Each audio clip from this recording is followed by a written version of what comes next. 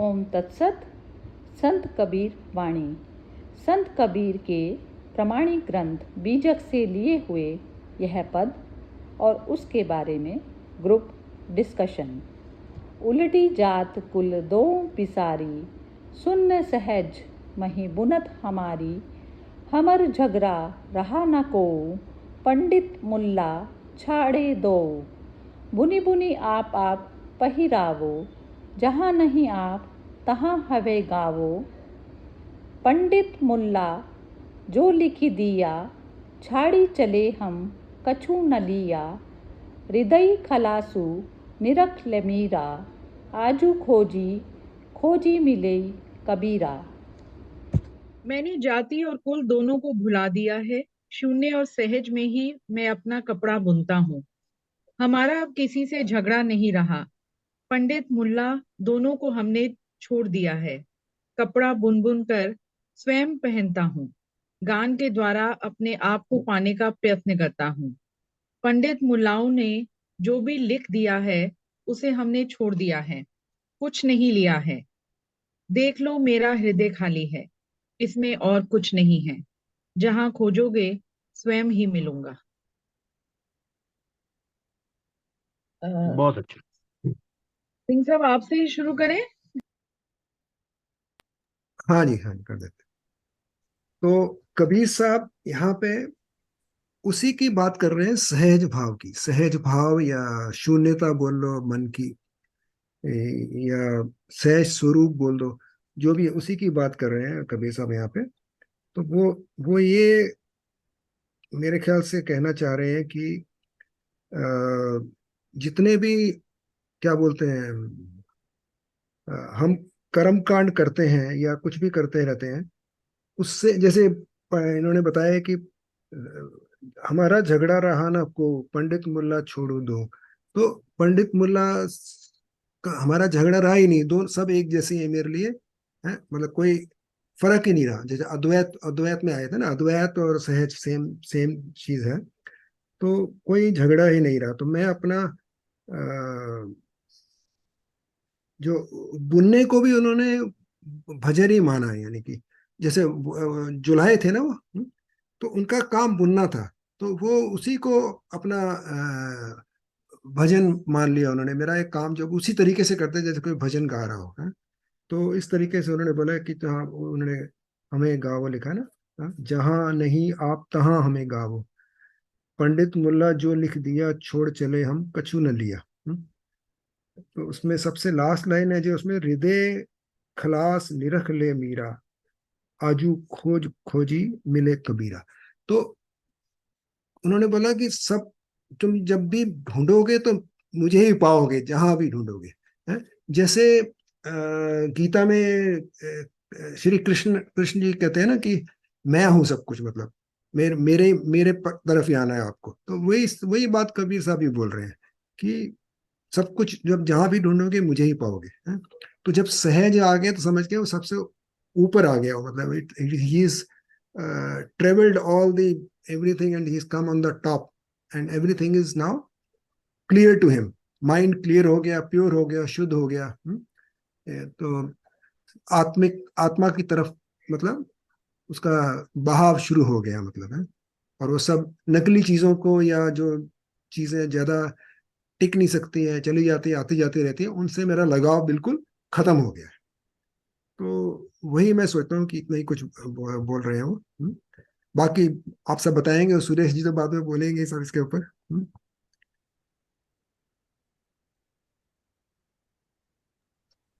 हाँ जी। हम्म। मुझे विमी बोल रही हूँ।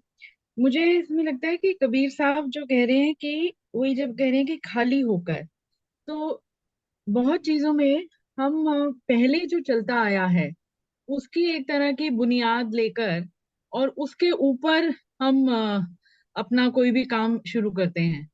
तो उसमें क्या होता है कि एक हमने वो जैसे वो ब्लूप्रिंट सा ले लिया, और फिर अपनी जो क्रिएटिविटी, अपनी जो सोच है, हमने उसी में उसको कन्फाइन कर दिया, एक दायरा बना दिया कि इसके अंदर ही हमें काम करना है। तो आप कभी उससे बाहर अपनी जो सोच है, अपनी क्रिएटिविटी आपकी कभी आएगी नहीं। इसमें थोड़ा सा मुझे जो एग्जाम्पल जो मुझे लगता है कि जिस तरह से, and no it's not political, but जैसे कांग्रेस सरकार ने जब तक, जैसे शुरू में जब शुरू उसके बाद वो कंप्लेसेंट इसलिए हो गए कि उन्होंने उसी के ऊपर चलते रहे जो पहले होता आया, और उससे बाहर नहीं निकले। ये जो सरकार आई इसने, ठीक है, जो पहले हुआ, पर उसने अपना एजेंडा सेट किया, और अपनी सोच के ऊपर तो खाली होकर, बिल्कुल खाली होकर उन्होंने अपना, फिर तो वही अपने जीवन में है कि कोई भी डिसीजन लेते हुए यदि आप पहले के उसके ऊपर कि पहले ऐसे हुआ था, ये उसके उसमें रहोगे, तो आप कभी भी आउट ऑफ बॉक्स या अपने सोचने के होराइजन को कभी एक्सपैंड नहीं कर पाओगे। तो और जैसे वही आप सिंह की तरह तभी चल सकते हो, ये वो कॉन्फिडेंस आप में वो है जब आपने अपने अनुभव से किसी चीज को कहा है। जो पढ़ा लिखा, जो किताबें पढ़ पढ़ के तो आप वही है कि आपने वही वाचन कर दिया जो आपने पढ़ा, जो सुना, और वो है, पर अपना तो आपका कहीं नहीं आया। और जब आप बिल्कुल महसूस करके करते हो, अनुभव करके करते हो, तो वो सच्चाई के लेवल पर निकल के बात आती है। और वो ही वो ही सही भी है कि आप अपनी रखें सोच। तो इसमें कबीर साहब वही तभी कह रहे हैं कि कपड़ा बुन बुन कर स्वयं पहनता हूँ। तो कपड़ा बुन बुन कर मतलब जो मैं अनुभव कर रहा हूँ वो ही मैं कह रहा हूँ, और ये नहीं कि जो मैंने जो किताबें हैं या जो लोग कह रहे हैं। तो तभी वो काफी चीजें उस समय जो चल रहा था, जातियों का वो है, वो उसके अगेंस्ट बोल पाए, खड़े हो पाए कॉन्फिडेंटली, एक क्या कहते हैं, भय से मुक्त होकर वो कर पाए वो सब कुछ। तो क्योंकि अपने लेवल पर सच्चाई थी और खाली होकर उन्होंने किया। हाँ जी, मेरी तरफ से ये।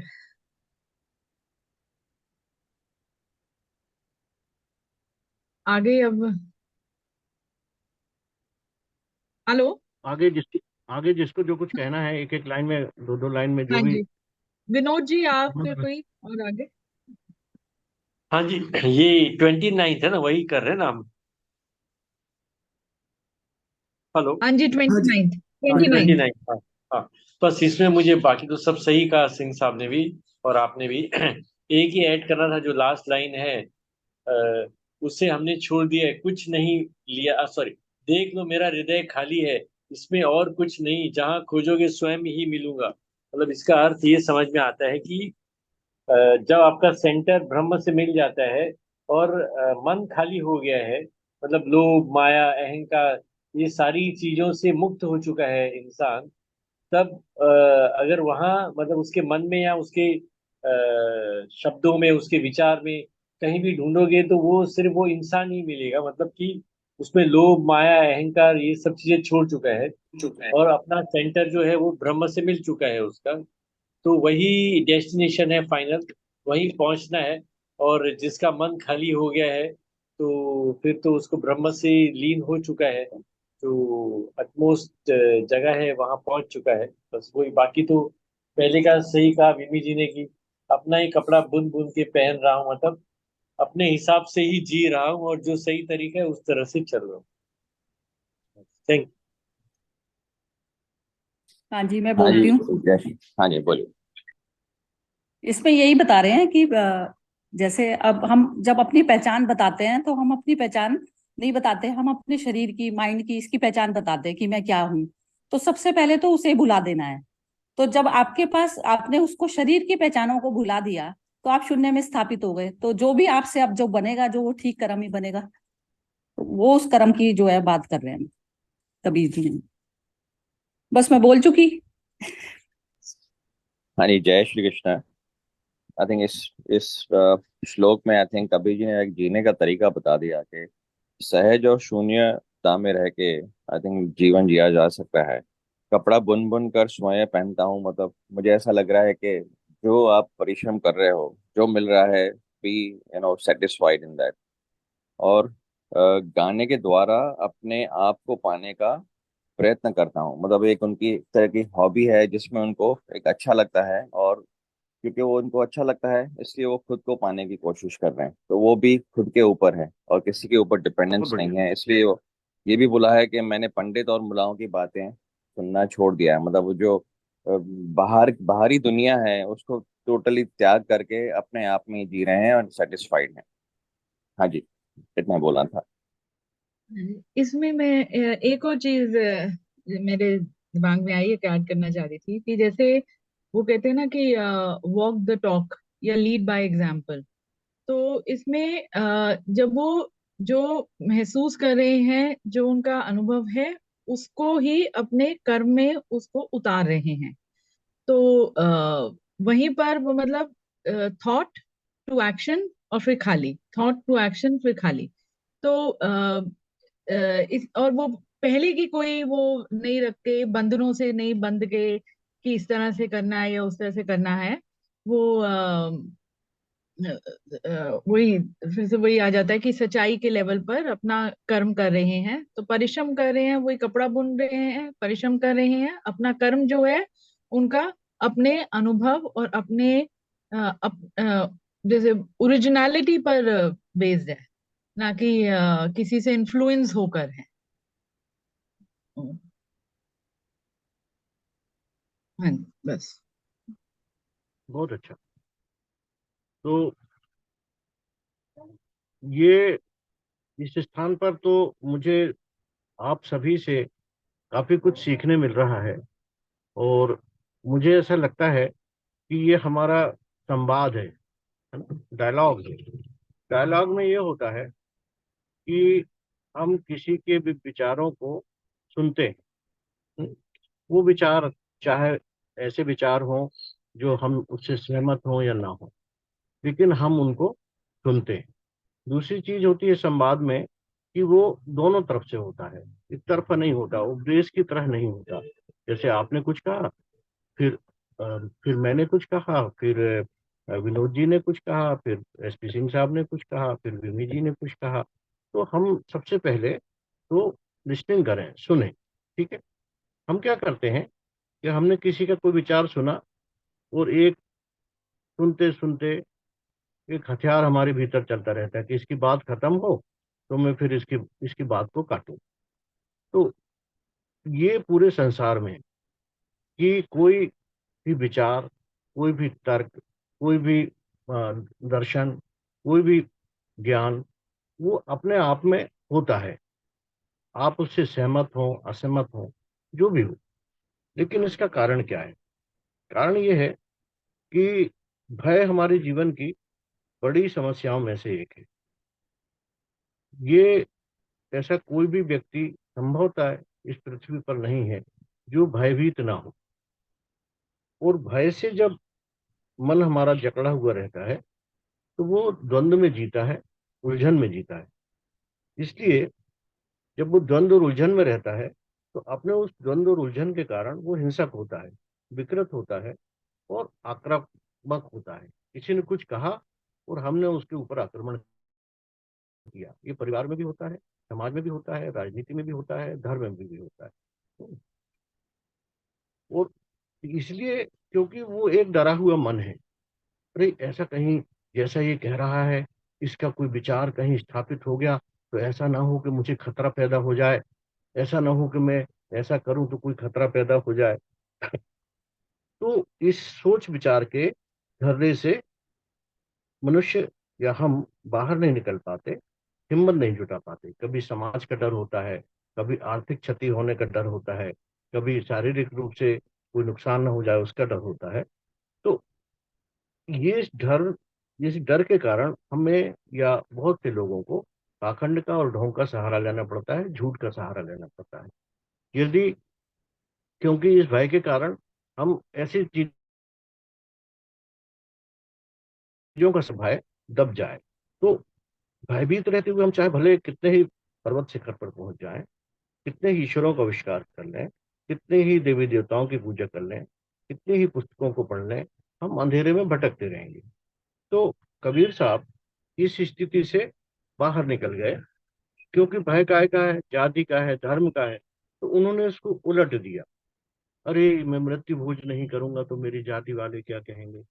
अरे मैं शादी में इतने अच्छे से अपनी शादी की तैयारी नहीं करूंगा, लोगों को खाना नहीं खिलाऊंगा, दहेज नहीं दूंगा तो लोग क्या कहेंगे? ठीक है। तो उन्होंने ये जो सारी सामाजिक मान्यताएं हैं, है ना, उनको उलट दिया। जात और कुल के जो बंधन है, अरे मैं तो इस कुल में जन्म हुआ हूँ, इसमें मांसाहार नहीं करते, यदि मैंने मांसाहार कर लिया तो मेरी जाति मुझे बंद कर देगी, समाज से बहिष्कृत कर देगी, है ना। अरे मैं तो इस जाति का हूँ इसलिए ऊंचा हूँ, ये तो दूसरी जाति का है इसलिए मेरे से नीचा है, अरे मैं तो श्रेष्ठ कुल का हूँ। तो ये जो चीजें हमारे, और ये हमको भयभीत करती हैं, और हमको उसको बने रहने में, बंधे रहने में, या कोई किसी धर्म को अपना रहा है तो वो कह रहा है कि अरे मैं इस धर्म को नहीं अपनाऊंगा, तो दूसरा कोई कहेगा ये तो अधर्मी है। तो लेकिन ये हम अच्छी तरह से जानते हैं कि हमारे मन में ऐसा अनेकों बार आता है, परंतु उसको करने की हम हिम्मत नहीं जुटा पाते। कबीर साहब हमको यही संदेश देते हैं, और वो सब आपको उपदेश नहीं देते कि आप ऐसा करो, वो ये बताते हैं कि मैंने ऐसा किया है। अब ऐसा किस आदमी ने किया है? ऐसा उस आदमी ने किया है जिसको,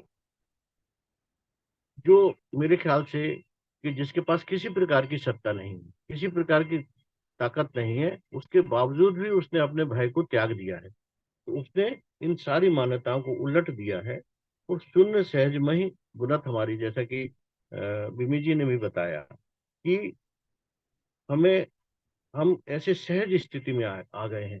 जैसा कि उन्होंने एक पद में कहा भी है कि साधो सहज समाधि भली, गुरु प्रताप जा दिन ते उपजी, दिन दिन अधिक चली, आंख न मूंदूं कान न रूंदूं, काया कष्ट न धारूं, खुले नैन पहचानूं, हंस्य सुंदर रूप निहारूं, जहां जहां जाऊं सोई परिक्रमा, जो कुछ करो सो सेवा, जब सोऊं तब करो दंडवत पूजो और न देवा। उन्होंने कहा कि मैंने तो अपने जीवन को ही इतना सहज कर लिया है कि मैं जो कुछ भी कृत्य कर रहा हूँ, जो कुछ भी काम कर रहा हूँ, जो कुछ भी विचार कर रहा हूँ, वो जब मैं सो रहा हूँ उसको मैं दंडवत, मैं अलग से दंडवत करने किसी जगह पर नहीं जा रहा हूँ मैं, जब, क्योंकि मुझे कहीं जाने की जरूरत नहीं है। मैंने अपने आप को इतना सहज कर लिया है कि मैं जो जो कुछ कार्य कर रहा हूँ, ठीक है, वही मुझे सेवा स्वरूप लगती है। उसके लिए मैं अलग से कोई भंडारा आयोजित नहीं करता हूँ, उसके लिए मैं कोई अलग से व्यवस्थाएं नहीं जमाता हूँ। तो शून्य सहज में ही बुनत हमारी, मतलब मैं, मेरी जो बुनावट है, मेरे जो शारीरिक मानसिक जो बुनावट है, वो बिल्कुल सहजता में आ गई है। हमरा झगड़ा रहा न कोई पंडित मुल्ला। अब उन्होंने उन्होंने आज भी हम देखते हैं झगड़े काय के हैं, जाति के, मान के, प्रतिष्ठा के, पद के ये सारे के सारे झगड़े। और उस समय हिंदू मुस्लिम के झगड़े थे कि मैं हिंदू हूँ मुस्लिम हूँ, आज भी हैं। तो हमरा झगड़ा रहा न कोई पंडित मुल्ला छोड़े कोई। हमने इन दोनों विचारधाराओं को, इन इन दोनों की कट्टरताओं को, इन दोनों की अपनी जो दार्शनिक पद्धतियां हैं, धार्मिक पद्धतियां हैं, उन सबसे मैं विलग हो गया हूँ, है ना। बुनी बुनी आप पहरावो, है ना। मैं तो अपने सहजता के साथ अपने ही चीजों को, अपने ही विचारों को, अपने ही ज्ञान को बुनता हूँ, और उसका कपड़ा बनाता हूँ, ताना बाना बनाता हूँ, बुनता हूँ, है ना। उन्होंने कहा कि बुनी बुनी आप पहरावो, है ना। कि मैं उस ताने बाने से, उस धागों से उसको बुनता हूँ, और खुद ही उसको पहनता हूँ। मेरी ये भी आग्रह नहीं है कि आप पहने। मैं जो करता हूँ वो ये करता हूँ कि मैं उन धागों से एक कपड़ा बनाता हूँ। जो टूटे हुए धागे हैं, बिखरे हुए धागे हैं, उनको मैं सुलभ करता हूँ, सरल करता हूँ, उनको बुनता हूँ, बनाता हूँ और पहनता हूँ, है ना। जहाँ नहीं आप तहाँ हुए गाऊं। और देखिए एक बड़ा अच्छा उन्होंने कहा है कि जहाँ नहीं आप तहाँ हो गाऊं, है ना। मतलब उसका, उनका मतलब है कि मैं ज्ञान, गाना शब्द आप सुनते होंगे ना, गाना, गाना शब्द आया ज्ञान से। वस्तुतः ये शब्द है ज्ञाना, है ना। गान, पुराने समय में, अब तो बहुत प्रकार के गान आ गए, पुराने समय में ये था कि ज्ञान वही बनता था जिसमें तत्व हो, जिसमें सत्य हो, है ना। जब कहते हैं ना किसी चीज को बार बार दोहराना और उसमें रिदम आने लगे, ज्ञान की बात में जब बार बार रिदम आने लगती है तो ज्ञाना कहलाता है। तो हम ज्ञान से परिपूर्ण हुए, ज्ञान से परिपूर्ण हुए, उसी से शब्द आया गाना। अभी हम बहुत गायकों से कभी कभी पूछते हैं गाने का क्या अर्थ है, तो गाने का मतलब कहते हैं कि राग से किसी चीज को कहना, गाना कहते हैं वगैरह। लेकिन ये शब्द आया ज्ञान, ज्ञाना, ज्ञाना, ज्ञाना से आया गाना। है ना। तो जब जब जब ज्ञान गाया वही जाता है जो चीज ज्ञान बन जाती है ना। पहले के जमाने में कि गाई वही चीज जाती थी जो ज्ञान में, ऐसा नहीं था कि कोई कूहड़ कुछ भी गाने लगे, ये बाद में बना है इस तरह का गाना। लेकिन पुराने जमाने में कोई शब्द दोहराते दोहराते दोहराते दोहराते वो गान बन जाता था, यानी समाज उसको पूरी तरह से स्वीकृत कर लेता था, समाज का सत्य है, वो गान बन जाता था। तो उन्होंने कहा कि जहाँ जहाँ नहीं आप तहाँ हो गाओ, पंडित मुल्ला जो लिख दिया, छाड़ चले हम कछु न दिया। उन्होंने पंडितों की बातों को, मुल्ला की बातों को, क्योंकि उन्होंने दो तरह से देखा कि पूरा जो लोक जीवन है ये ना तो किसी किताब को पढ़ना जानता है, ना कोई दार्शनिक सिद्धांतों को जानता है, ना किसी प्रकार के मंत्रों को जानता है, ना उनके उच्चारणों को जानता है ना। चाहे वो हिंदू हो या मुसलमान, उदाहरण स्वरूप है, चाहे ईसाई हो, कोई भी हो, लेकिन उन्होंने जो किताब में लिखी हुई सत्य है, उन्होंने कहा कि अधिकांश जनता, पूरे देश का जो लोक जीवन है, वो तो बिना पढ़ा लिखा है, वो किताब की किसी प्रक्रियाओं को नहीं जानता है ना। ठीक उसी तरह जैसे कि बिजली कैसे बनती है हमें नहीं पता, पर हम बल्ब जलाना जानते हैं, है ना, कि बटन दबाई और बल्ब जल गया। तो वो कहते हैं पंडित मुल्ला जो लिख दी ना, इस इन किताबों में क्या क्या लिखा है, वो कभी नहीं कहते कि इसमें खराब लिखा है, अच्छा लिखा है, क्या लिखा है। वो कहते हैं कि जो लिख दी ना, हमने उनको सबको छोड़ दिया है। हमने तो अपने जीवन के सत्य को, जो हमने खुद जाना है ना, जैसे कि विनोद जी ने भी कहा और एसपी सिंह साहब ने भी कहा कि मैंने अपने अनुभव से, अनुभव की सच्चाई को, है ना। तो अब लेकिन हम आगे चल के आएंगे कि इस अनुभव की सच्चाई को कैसे जाने, ये भी हम भी जो बात कर रहे हैं वो ये किताबी बात कर रहे हैं। अनुभव अनुभव अनुभव, अनुभव कैसे आएगा, है ना, उसके बारे में फिर कभी आगे किसी सेशन में अपन बात करेंगे कि उसका प्रैक्टिस क्या है, उसकी साधना पद्धति क्या है, अनुभव जन्य कैसे होती हैं चीजें, वो एक अलग तरह के सवाल है। तो वो कह रहे हैं कि पंडित मुल्ला जो लिख दीना, छाण चले हम कछु न लीना, है ना, बिल्कुल विरक्त अवस्था में, चेतना की अवस्था में है ना। क्या इन सारी चीजों को, जो बाह्य चीजें हैं जो हमको विक्षेपित करती हैं, जो हमको अंधकार में डालती हैं, जो हमको एक तरह से पर्दे बनाती हैं, लेप लगाती हैं तरह तरह के, इन सबको हमने छोड़ दिया है।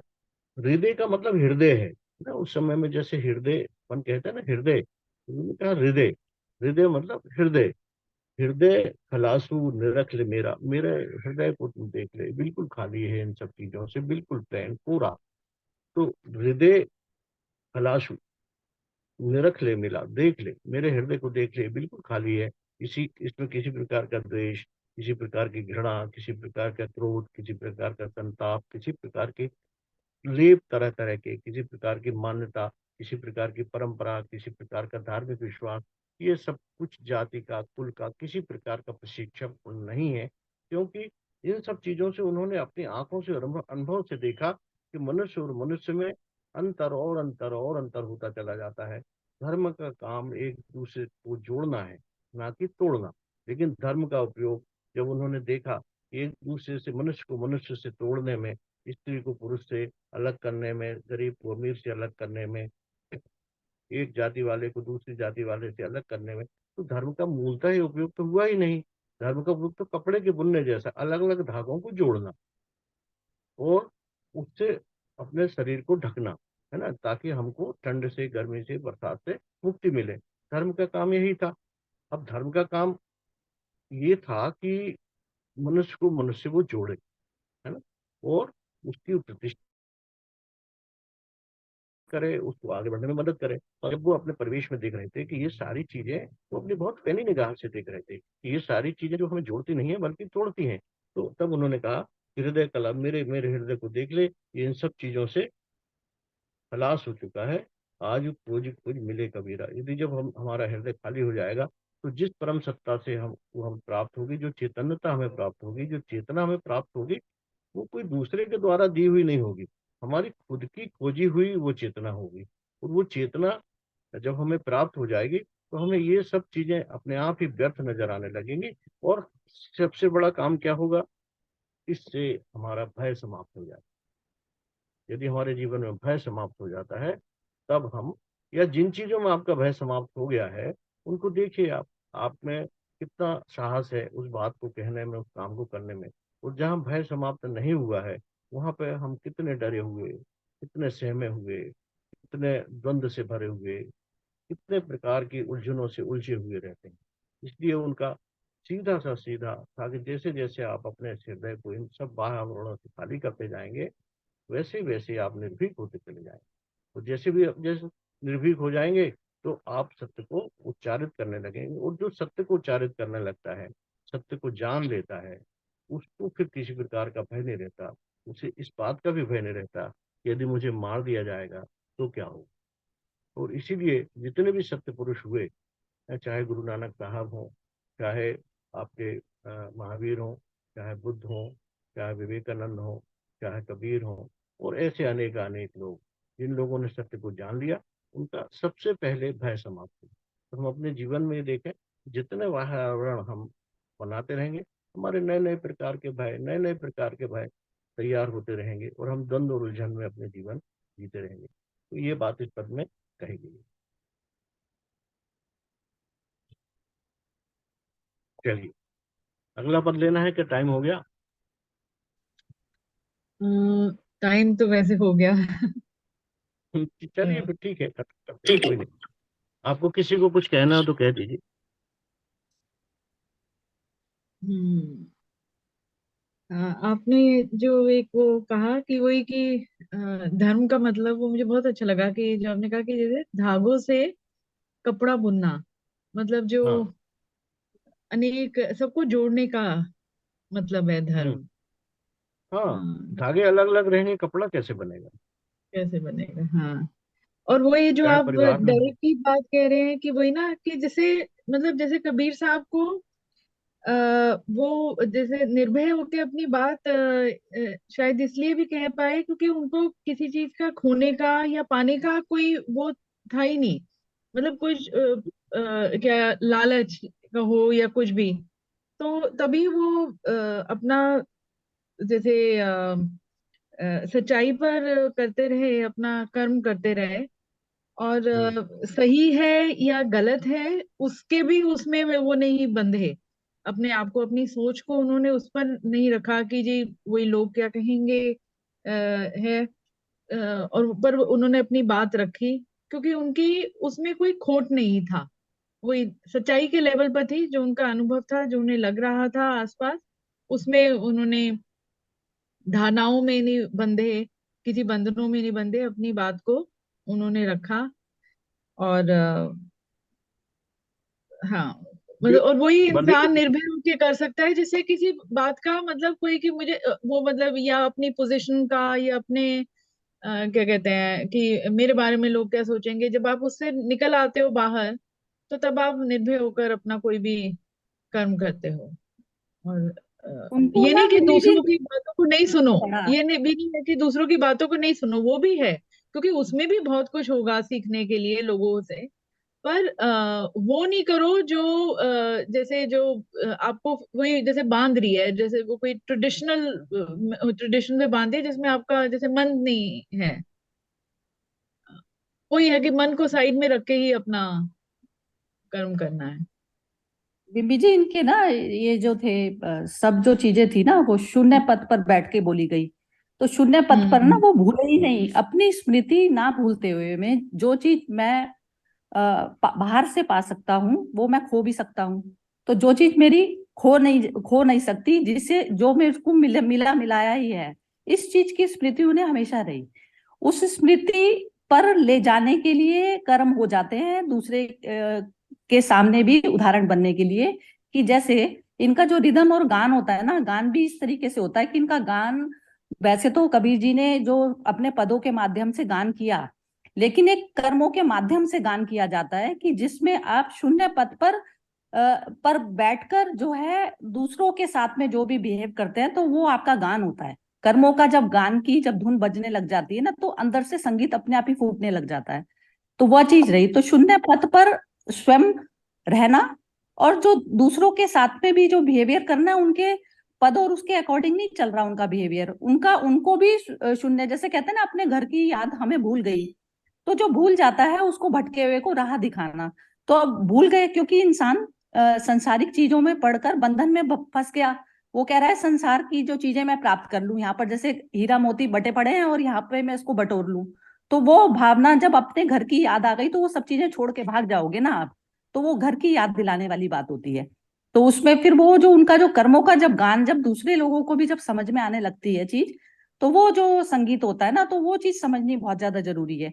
गान जो है, अब कबीर जी की जो वाणी है वो गान है। अब गान उनका कैसे है, क्योंकि उनके अपने कर्मों से निकल रहा है। अब वह चीज, अब दूसरे को भी जब उसकी भाषा समझ में आएगी कि वो गान कहाँ से निकल रहा है, और मैं भी वहां पहुंचूं अपने घर की तरफ, तब ये कबीर के जो दोहे हैं ना किसी के समझ में आएंगे। जो अब इन्होंने, सुरेश जी ने लिख के जो बताया है ना, तो ये बिल्कुल उसमें कबीर की वाणी पर उतरे हुए हैं। तो इस तरीके से जो इन्होंने व्याख्या भी की हुई है ना, तो वही वही चीज है कि अपनी स्मृति, बस अपने घर की याद दिला रहे हैं। घर की याद दिला रहे हैं कि भूले हुए हैं सब, भूला हुआ है समाज, वो पड़ गया इन्हीं चक्रों में, क्षणभंगुर संसार के उसमें पड़ गया ना, तो बस वही चीज है। सुरेश जी ठीक कह रही हूँ ना मैं? बिल्कुल सरिता जी, मुझे इस चीज के लिए बहुत खुशी हो रही है कि आप लोग इतने पारदर्शिता से ये जो लिखा गया है उसको समझ पा रहे हैं। और इसलिए मैं अपने आप को बहुत सार्थक पाता हूँ कि जो लिखा गया है उसी तरह से आप उसको समझ पा रहे हैं। अन्यथा ये होता है कि जो कुछ भी लिखा जाता है उसका न जाने अलग अलग तरह के अर्थ लगा लिए जाते हैं। कबीर के इन पदों को आज की भाषा के हिसाब से तो काफी क्लिष्ट माना जा सकता है, लेकिन आपकी चेतना इतनी एक तरह से जगी हुई है कि आप उनको बिल्कुल उसी रूप में समझ पा रहे हैं जिस रूप में कबीर साहब ने आज से 600 साल पहले कहे थे। तो ये एक बड़ी बात है। और दूसरी बात है कि आपके अंदर आशा है और आपके अंदर सीखने की जो ललक है, तो ये सीखने की जो ललक है ये हमको बहुत प्योर करती है। धीरे धीरे धीरे धीरे बहुत प्योर करती है, और हमारे भीतर जितने भी चीजें इस तरह से बेकार रहते हैं वो धीरे धीरे अपने आप दूर होते चले जाते हैं। उसके लिए कोई अलग से प्रयास करने की जरूरत नहीं होती कि नहीं कल से मैं ऐसा बेकार नहीं करूंगा। ऐसा नहीं होता। आप जब इसमें संलग्न हो जाते हैं तो धीरे धीरे अपने आप ही आपके स्वभाव में आ जाता है। कहते हैं ना, कोई चीज ना प्रभाव से हो ना दबाव से हो, अपने स्वभाव से हो। तो धीरे धीरे वो चीज आपके स्वभाव में पहले से ही है। इसलिए आपने गीता को या कबीर साहब को पकड़ा है। दोनों कर्म के पक्षधर हैं। गीता भी कर्म के सिद्धांत को बताती है। कबीर साहब भी पूरी तरह करघा बुनते रहे अपने जीवन भर, और उस समय के सभी संत अपने हाथ के काम को कभी नहीं छोड़ा, और कभी भी अपने श्रम को करने को नहीं छोड़ा, और उसी से उन्होंने, उसी एकाग्रता से, उसी सहज भाव से उन्होंने अपने आप को जाना। और जिसे आप ईश्वर परमात्मा कहते हैं, चेतना परम अवस्था, जो जो भी आप नाम दें अपनी पद्धति में, उसको ही उन्होंने ये कहा। तो बहुत अच्छा। आप लोगों का सोच समझ, मुझे बहुत आनंद हो रहा है आप लोगों से बात करके, क्योंकि मैं कभी भी ये नहीं कहता हूँ कि कोई भी प्रक्रिया कोई किसी को सिखा सकता है। ये सीखने सिखाने की प्रक्रिया है। कुछ हम आपसे सीख रहे हैं, कुछ यदि आपको लगता है तो हमसे सीख रहे हैं। जब एक दूसरे से संवाद बनता है तो हम एक समान स्थिति में आ जाते हैं। बस यही है। बहुत बहुत शुक्रिया आप सभी को। शिवानी, आप कुछ बोलेंगी?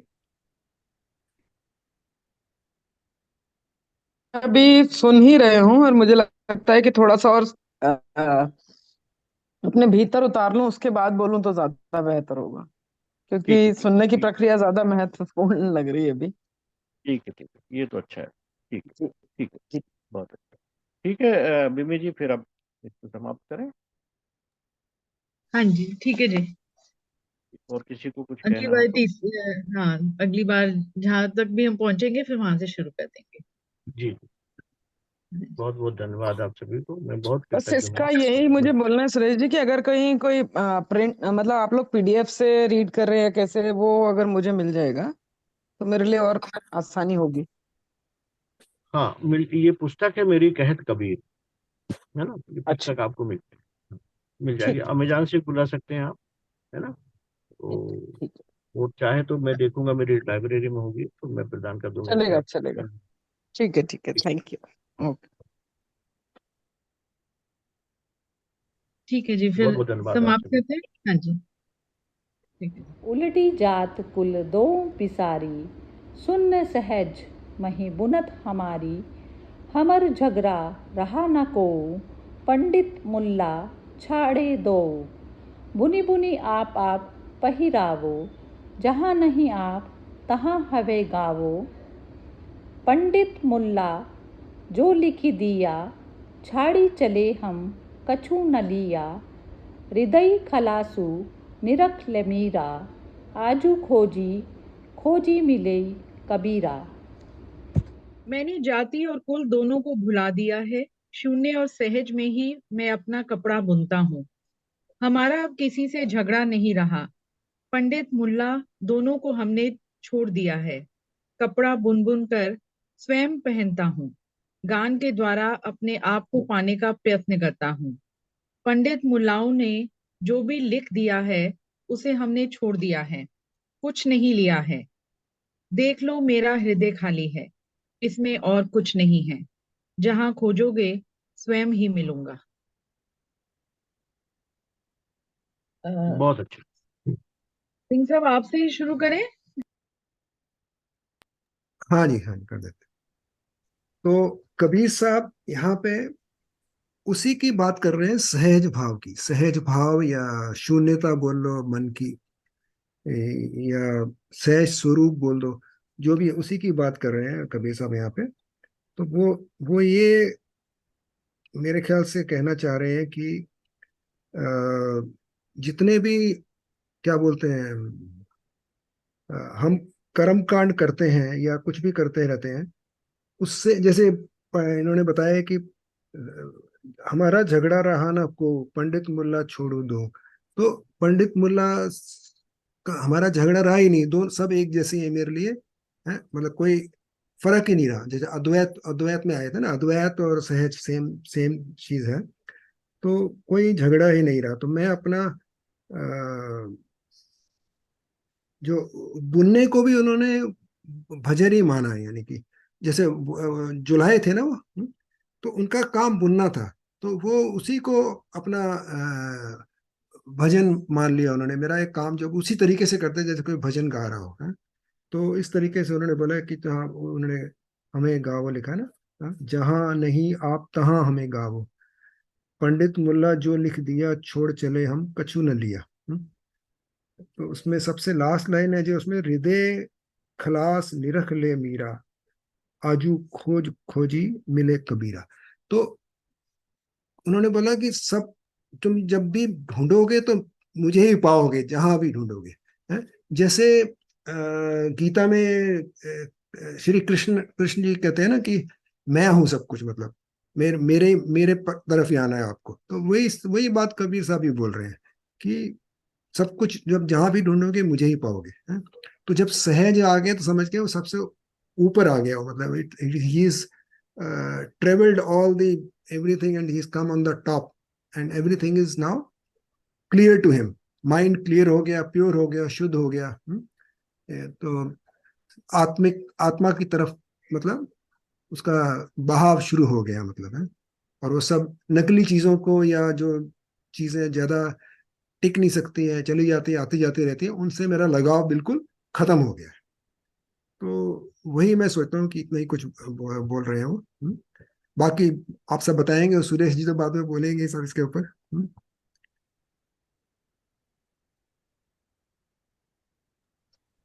हाँ जी।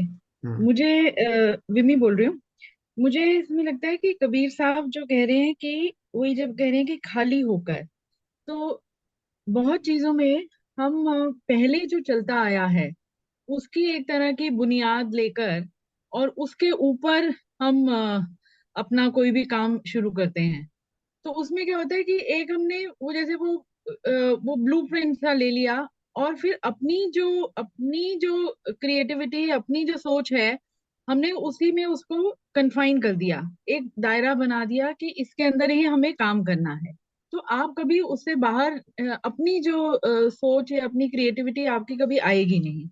इसमें थोड़ा सा मुझे जो एग्जाम्पल जो मुझे लगता है कि जिस तरह से, and no it's not political, but जैसे कांग्रेस सरकार ने जब तक जैसे शुरू में जब शुरू उसके बाद वो कंप्लेसेंट इसलिए हो गए कि उन्होंने उसी के ऊपर चलते रहे जो पहले होता आया और उससे बाहर नहीं निकले। ये जो सरकार आई इसने, ठीक है, जो पहले हुआ, पर उसने अपना एजेंडा सेट किया और अपनी सोच के ऊपर तो खाली होकर, बिल्कुल खाली होकर उन्होंने अपना, फिर तो वही अपने जीवन में है कि कोई भी डिसीजन लेते हुए यदि आप पहले के उसके ऊपर कि पहले ऐसे हुआ था ये उसके उसमें रहोगे तो आप कभी भी आउट ऑफ बॉक्स या अपने सोचने के होराइजन को कभी एक्सपैंड नहीं कर पाओगे। तो और जैसे वही आप सिंह की तरह तभी चल सकते हो, ये वो कॉन्फिडेंस आप में वो है जब आपने अपने अनुभव से किसी चीज को कहा है। जो पढ़ा लिखा किताबें पढ़ पढ़ के तो आप वही है कि आपने वही वाचन कर दिया जो आपने पढ़ा जो सुना और वो है, पर अपना तो आपका कहीं नहीं आया। और जब आप बिल्कुल महसूस करके करते हो, अनुभव करके करते हो, तो वो सच्चाई के लेवल पर निकल के बात आती है। और वो ही वो ही सही भी है कि आप अपनी रखें सोच। तो इसमें कबीर साहब वही तभी कह रहे हैं कि कपड़ा बुन बुन कर स्वयं पहनता हूँ। तो कपड़ा बुन बुन कर मतलब जो मैं अनुभव कर रहा हूँ वो ही मैं कह रहा हूँ, और ये नहीं कि जो मैंने जो किताबें हैं या जो लोग कह रहे हैं।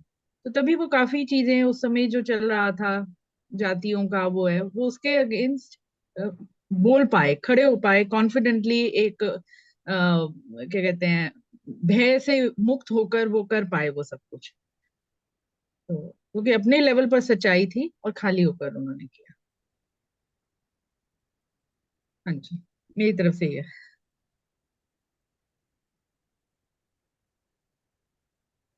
आगे अब हेलो। आगे जिसकी आगे जिसको जो कुछ कहना है, एक एक लाइन में, दो दो लाइन में, जो हाँ भी। जी, विनोद जी आप फिर कोई और आगे। हाँ जी, ये 29 है ना, वही कर रहे हैं ना हम। हेलो। हाँ जी, हाँ ट्वेंटी जी। नाइन्थ हाँ ट्वेंटी जी। 29। हाँ। हाँ। बस इसमें मुझे बाकी तो सब सही कहा सिंह साहब ने भी और आपने भी। एक ही ऐड करना था, जो लास्ट लाइन है, उसे हमने छोड़ दिया है, कुछ नहीं लिया, सॉरी। देख लो मेरा हृदय खाली है, इसमें और कुछ नहीं, जहां खोजोगे स्वयं ही मिलूंगा। मतलब इसका अर्थ ये समझ में आता है कि जब आपका सेंटर ब्रह्म से मिल जाता है और मन खाली हो गया है, मतलब लोभ माया अहंकार ये सारी चीजों से मुक्त हो चुका है इंसान, तब अगर वहाँ मतलब उसके मन में या उसके शब्दों में उसके विचार में कहीं भी ढूंढोगे तो वो सिर्फ वो इंसान ही मिलेगा, मतलब कि उसमें लोभ माया अहंकार ये सब चीजें छोड़ चुका है और अपना सेंटर जो है वो ब्रह्म से मिल चुका है उसका। तो वही डेस्टिनेशन है फाइनल, वही पहुंचना है। और जिसका मन खाली हो गया है तो फिर तो उसको ब्रह्म से लीन हो चुका है, तो अटमोस्ट जगह है वहां पहुंच चुका है। बस वही, बाकी तो पहले का सही कहा मिमी जी ने कि अपना ही कपड़ा बुन बुन के पहन रहा हूँ, मतलब अपने हिसाब से ही जी रहा हूँ और जो सही तरीका है उस तरह से चल रहा हूँ। थैंक।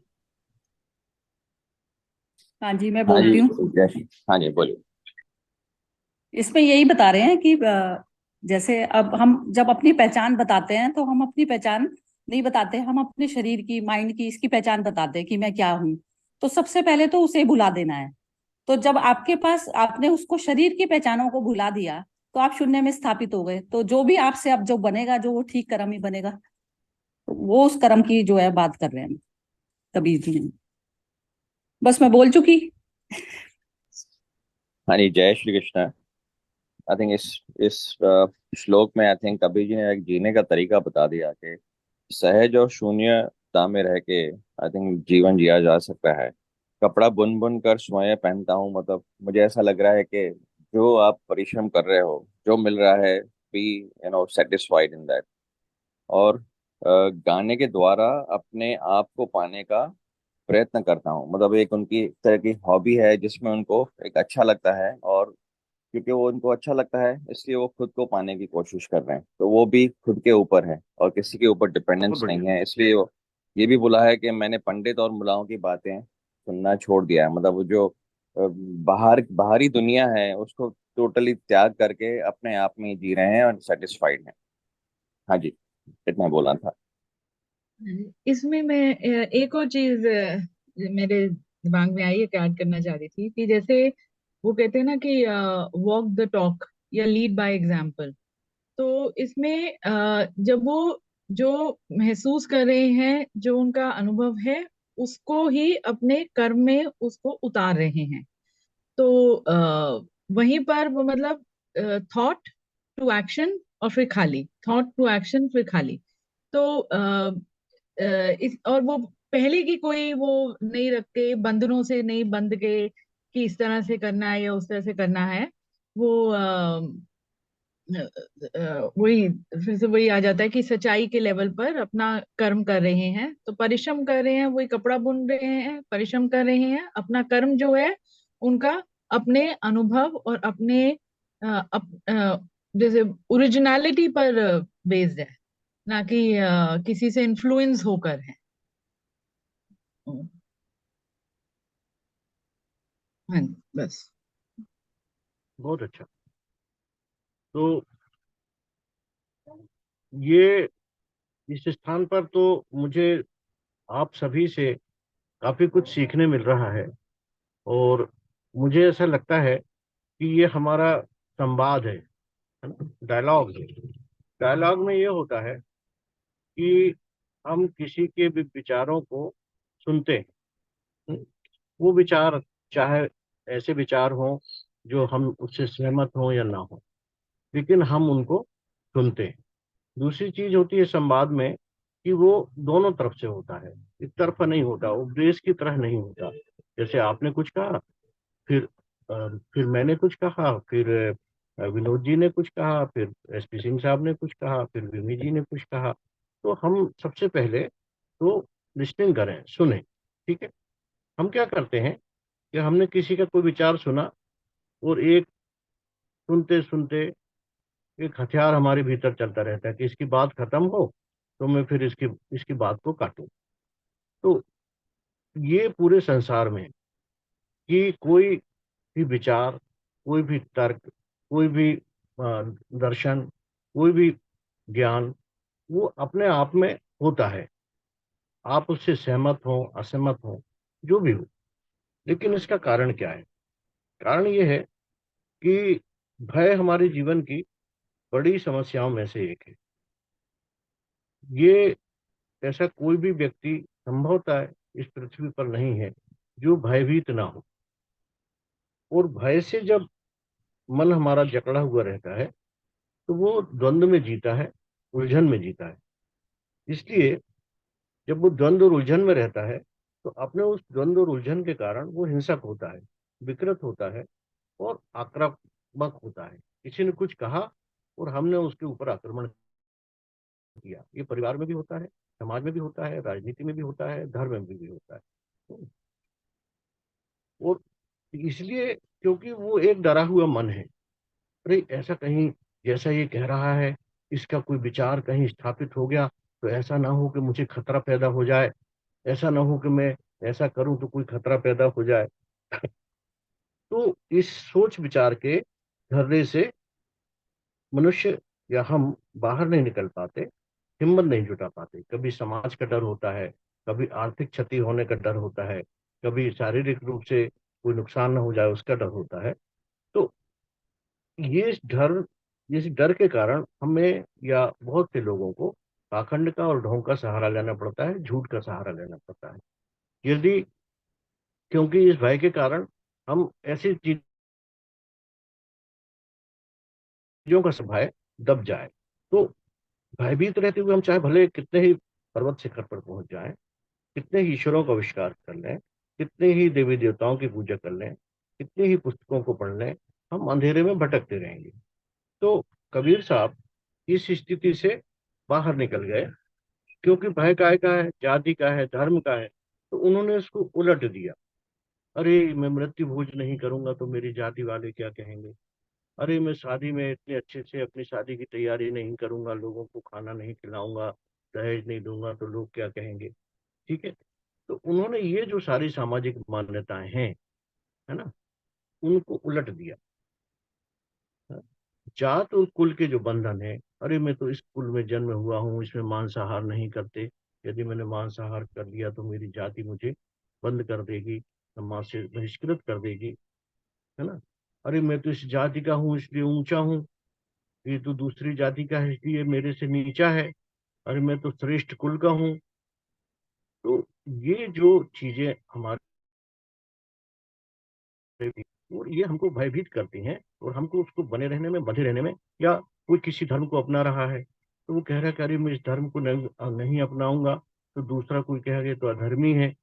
तो लेकिन ये हम अच्छी तरह से जानते हैं कि हमारे मन में ऐसा अनेकों बार आता है, परंतु उसको करने की हम हिम्मत नहीं जुटा पाते। कबीर साहब हमको यही संदेश देते हैं, और वो सब आपको उपदेश नहीं देते कि आप ऐसा करो, वो ये बताते हैं कि मैंने ऐसा किया है। अब ऐसा किस आदमी ने किया है? ऐसा उस आदमी ने किया है जिसको, जो मेरे ख्याल से, कि जिसके पास किसी प्रकार की सत्ता नहीं है, किसी प्रकार की ताकत नहीं है, उसके बावजूद भी उसने अपने भाई को त्याग दिया है। तो उसने इन सारी मान्यताओं को उलट दिया है और शून्य सहज में ही गुणत हमारी, जैसा कि बिमी जी ने भी बताया कि हमें, हम ऐसे सहज स्थिति में आ गए हैं। जैसा कि उन्होंने एक पद में कहा भी है कि साधो सहज समाधि भली, गुरु प्रताप जा दिन ते उपजी, दिन दिन अधिक चली, आंख न मूंदूं कान न रूंदूं, काया कष्ट न धारूं, खुले नैन पहचानूं, हंस्य सुंदर रूप निहारूं, जहां जहां जाऊं सोई परिक्रमा, जो कुछ करो सो सेवा, जब सोऊं तब करो दंडवत पूजो और न देवा। उन्होंने कहा कि मैंने तो अपने जीवन को ही इतना सहज कर लिया है कि मैं जो कुछ भी कृत्य कर रहा हूँ, जो कुछ भी काम कर रहा हूँ, जो कुछ भी विचार कर रहा हूँ, वो जब मैं सो रहा हूँ उसको मैं दंडवत, मैं अलग से दंडवत करने किसी जगह पर नहीं जा रहा हूँ मैं, जब, क्योंकि मुझे कहीं जाने की जरूरत नहीं है। मैंने अपने आप को इतना सहज कर लिया है कि मैं जो जो कुछ कार्य कर रहा हूँ, ठीक है, वही मुझे सेवा स्वरूप लगती है। उसके लिए मैं अलग से कोई भंडारा आयोजित नहीं करता हूँ, उसके लिए मैं कोई अलग से व्यवस्थाएं नहीं जमाता हूँ। तो शून्य सहज में ही बुनत हमारी, मतलब मैं, मेरी जो बुनावट है, मेरे जो शारीरिक मानसिक जो बुनावट है, वो बिल्कुल सहजता में आ गई है। हमरा झगड़ा रहा न कोई पंडित मुल्ला। अब उन्होंने उन्होंने आज भी हम देखते हैं झगड़े काय के हैं, जाति के, मान के, प्रतिष्ठा के, पद के ये सारे के सारे झगड़े। और उस समय हिंदू मुस्लिम के झगड़े थे कि मैं हिंदू हूँ, मुस्लिम हूँ, आज भी हैं। तो हमरा झगड़ा रहा न कोई पंडित मुल्ला छोड़े कोई। हमने इन दोनों विचारधाराओं को, इन इन दोनों की कट्टरताओं को, इन दोनों की अपनी जो दार्शनिक पद्धतियां हैं, धार्मिक पद्धतियां हैं, उन सबसे मैं विलग हो गया हूँ, है ना। बुनी बुनी आप पहरावो, है ना। मैं तो अपने सहजता के साथ अपने ही चीजों को, अपने ही विचारों को, अपने ही ज्ञान को बुनता हूँ और उसका कपड़ा बनाता हूँ, ताना बाना बनाता हूँ, बुनता हूँ, है ना। उन्होंने कहा कि बुनी बुनी आप पहरावो, है ना। कि मैं उस ताने बाने से, उस धागों से उसको बुनता हूँ और खुद ही उसको पहनता हूँ। मेरी ये भी आग्रह नहीं है कि आप पहने। मैं जो करता हूँ वो ये करता हूँ कि मैं उन धागों से एक कपड़ा बनाता हूँ। जो टूटे हुए धागे हैं, बिखरे हुए धागे हैं, उनको मैं सुलभ करता हूँ, सरल करता हूँ, उनको बुनता हूँ, बनाता हूँ और पहनता हूँ, है ना। जहाँ नहीं आप तहाँ हुए गाऊं। और देखिए एक बड़ा अच्छा उन्होंने कहा है कि जहाँ नहीं आप तहाँ हो गाऊं, है ना। मतलब उसका, उनका मतलब है कि मैं ज्ञान, गाना शब्द आप सुनते होंगे ना, गाना, गाना शब्द आया ज्ञान से। वस्तुतः ये शब्द है ज्ञाना, है ना। गान, पुराने समय में, अब तो बहुत प्रकार के गान आ गए, पुराने समय में ये था कि ज्ञान वही बनता था जिसमें तत्व हो, जिसमें सत्य हो, है ना। जब कहते हैं ना किसी चीज को बार बार दोहराना और उसमें रिदम आने लगे, ज्ञान की बात में जब बार बार रिदम आने लगती है तो ज्ञाना कहलाता है। तो हम ज्ञान से परिपूर्ण हुए, ज्ञान से परिपूर्ण हुए, उसी से शब्द आया गाना। अभी हम बहुत गायकों से कभी कभी पूछते हैं गाने का क्या अर्थ है, तो गाने का मतलब कहते हैं कि राग से किसी चीज को कहना, गाना कहते हैं वगैरह। लेकिन ये शब्द आया ज्ञान, ज्ञाना, ज्ञाना, ज्ञाना से आया गाना, है ना। तो जब जब जब ज्ञान गाया वही जाता है जो चीज ज्ञान बन जाती है ना। पहले के जमाने में कि गाई वही चीज जाती थी जो ज्ञान बन, ऐसा नहीं था कि कोई कूहड़ कुछ भी गाने लगे, ये बाद में बना इस तरह का गाना।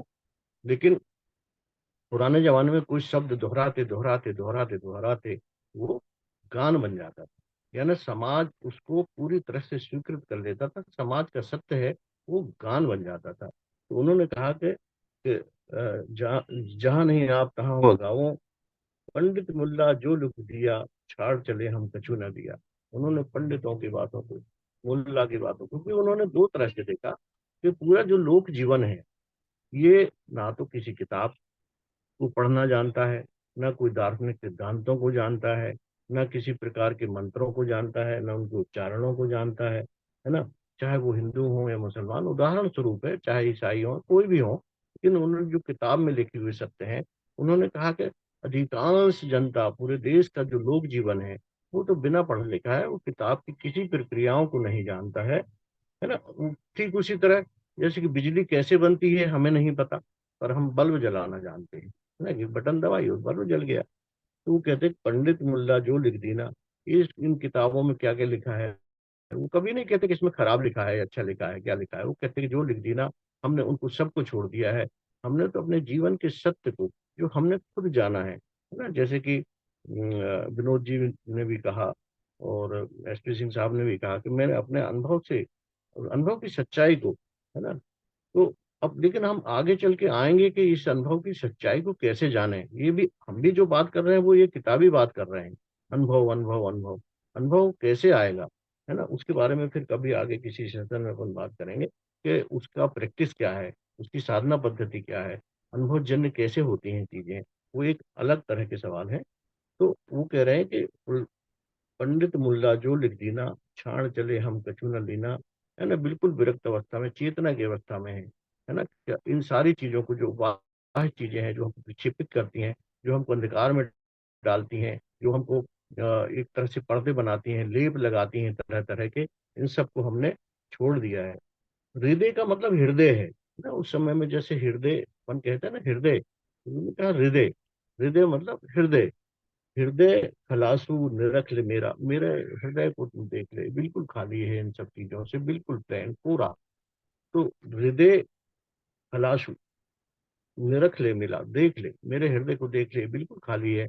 इसी इसमें किसी प्रकार का द्वेष, किसी प्रकार की घृणा, किसी प्रकार का क्रोध, किसी प्रकार का संताप, किसी प्रकार की लेप तरह तरह के, किसी प्रकार की मान्यता, किसी प्रकार की परंपरा, किसी प्रकार का धार्मिक विश्वास, ये सब कुछ जाति का, कुल का, किसी प्रकार का प्रशिक्षण नहीं है। क्योंकि इन सब चीजों से उन्होंने अपनी आंखों से और अनुभव से देखा कि मनुष्य और मनुष्य में अंतर और अंतर और अंतर होता चला जाता है। धर्म का काम एक दूसरे को जोड़ना है, ना कि तोड़ना। लेकिन धर्म का उपयोग जब उन्होंने देखा कि एक दूसरे से, मनुष्य को मनुष्य से तोड़ने में, स्त्री को पुरुष से अलग करने में, गरीब को अमीर से अलग करने में, एक जाति वाले को दूसरी जाति वाले से अलग करने में, तो धर्म का मूलतः ही उपयोग तो हुआ ही नहीं। धर्म का उपयोग तो कपड़े के बुनने जैसा, अलग अलग धागों को जोड़ना और उससे अपने शरीर को ढकना, है ना, ताकि हमको ठंड से, गर्मी से, बरसात से मुक्ति मिले। धर्म का काम यही था। अब धर्म का काम ये था कि मनुष्य को मनुष्य को जोड़े, है ना, और उसकी प्रतिष्ठा करे, उसको आगे बढ़ने में मदद करे। और जब वो अपने परिवेश में देख रहे थे कि ये सारी चीजें, वो अपनी बहुत पैनी निगाह से देख रहे थे कि ये सारी चीजें जो हमें जोड़ती नहीं है बल्कि तोड़ती हैं, तो तब उन्होंने कहा कि हृदय कला, मेरे मेरे हृदय को देख ले, ये इन सब चीजों से खलास हो चुका है। आज खोज खोज मिले कबीरा। यदि जब हम, हमारा हृदय खाली हो जाएगा, तो जिस परम सत्ता से हम प्राप्त होगी, जो चेतनता हमें प्राप्त होगी, जो चेतना हमें प्राप्त होगी, वो कोई दूसरे के द्वारा दी हुई नहीं होगी, हमारी खुद की खोजी हुई वो चेतना होगी। और वो चेतना जब हमें प्राप्त हो जाएगी, तो हमें ये सब चीजें अपने आप ही व्यर्थ नजर आने लगेंगी। और सबसे बड़ा काम क्या होगा, इससे हमारा भय समाप्त हो जाएगा। यदि हमारे जीवन में भय समाप्त हो जाता है, तब हम, या जिन चीजों में आपका भय समाप्त हो गया है, उनको देखिए आप में कितना साहस है उस बात को कहने में, उस काम को करने में। और जहाँ भय समाप्त नहीं हुआ है, वहां पे हम कितने डरे हुए, कितने सहमे हुए, कितने द्वंद्व से भरे हुए, कितने प्रकार की उलझनों से उलझे हुए रहते हैं। इसलिए उनका सीधा सा सीधा था कि जैसे जैसे आप अपने हृदय को इन सब बाह्य आवरणों से खाली करते जाएंगे, वैसे वैसे आप निर्भीक होते चले जाएंगे। तो जैसे भी आप जैसे निर्भीक हो जाएंगे, तो आप सत्य को उच्चारित करने लगेंगे। और जो सत्य को उच्चारित करने लगता है, सत्य को जान लेता है, उसको फिर किसी प्रकार का भय नहीं रहता। उसे इस बात का भी भय नहीं रहता कि यदि मुझे मार दिया जाएगा तो क्या होगा। और इसीलिए जितने भी सत्य पुरुष हुए, चाहे गुरु नानक साहब हों, चाहे आपके महावीर हों, चाहे बुद्ध हों, चाहे विवेकानंद हों, चाहे कबीर हों, और ऐसे अनेक अनेक लोग जिन लोगों ने सत्य को जान लिया, उनका सबसे पहले भय समाप्त हुआ। तो हम अपने जीवन में देखें, जितने वातावरण हम बनाते रहेंगे, हमारे नए नए प्रकार के भय, नए नए प्रकार के भय तैयार होते रहेंगे और हम द्वंद्व और उलझन में अपने जीवन जीते रहेंगे। तो ये बात इस पद में कही गई है। चलिए, अगला पद लेना है, क्या टाइम हो गया? टाइम तो वैसे हो गया। चलिए फिर ठीक है, खत्म करते हैं, कोई नहीं। आपको किसी को कुछ कहना हो तो कह दीजिए। हम्म आपने जो एक वो कहा कि वही कि धर्म का मतलब, वो मुझे बहुत अच्छा लगा कि जो आपने कहा कि जैसे धागों से कपड़ा बुनना, मतलब जो हाँ।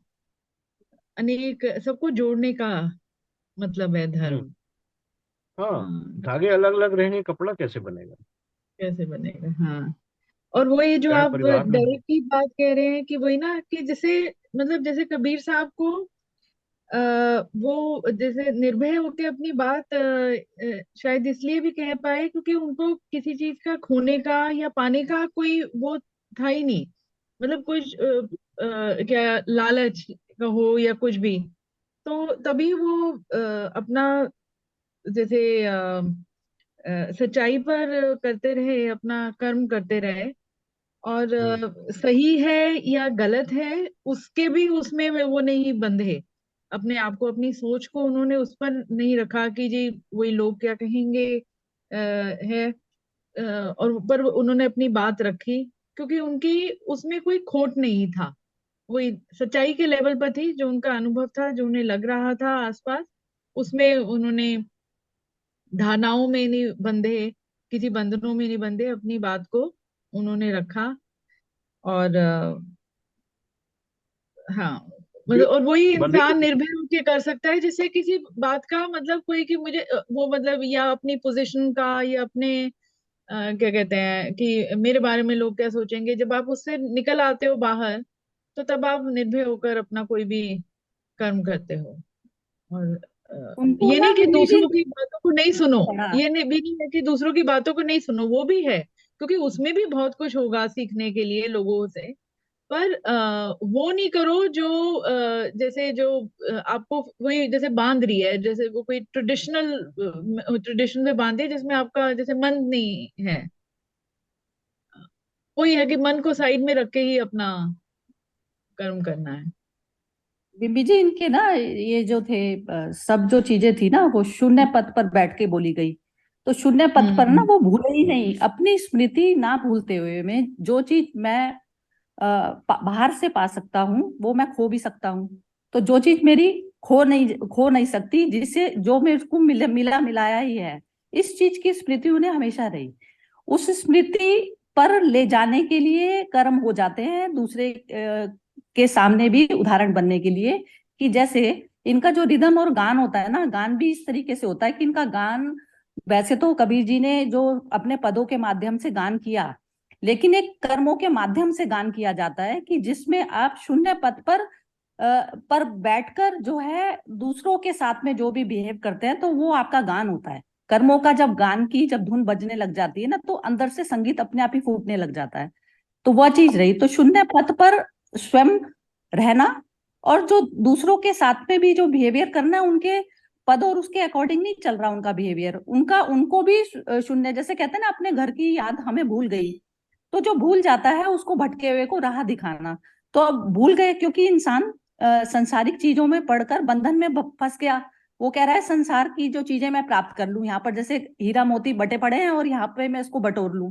तो वो भावना जब अपने घर की याद आ गई तो वो सब चीजें छोड़ के भाग जाओगे ना आप। तो वो घर की याद दिलाने वाली बात होती है। तो उसमें फिर वो जो उनका जो कर्मों का जब गान, जब दूसरे लोगों को भी जब समझ में आने लगती है चीज, तो वो जो संगीत होता है ना, तो वो चीज समझनी बहुत ज्यादा जरूरी है।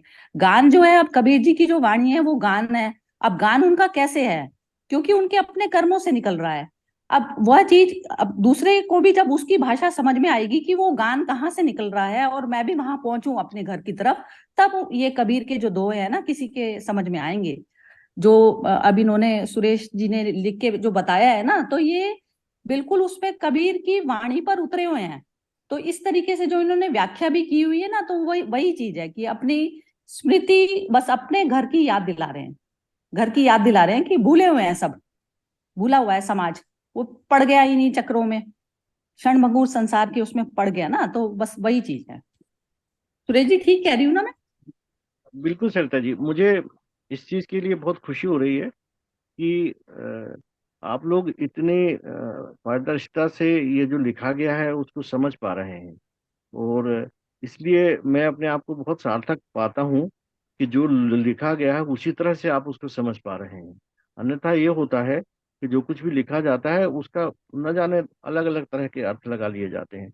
कबीर के इन पदों को आज की भाषा के हिसाब से तो काफी क्लिष्ट माना जा सकता है, लेकिन आपकी चेतना इतनी एक तरह से जगी हुई है कि आप उनको बिल्कुल उसी रूप में समझ पा रहे हैं जिस रूप में कबीर साहब ने आज से 600 साल पहले कहे थे। तो ये एक बड़ी बात है।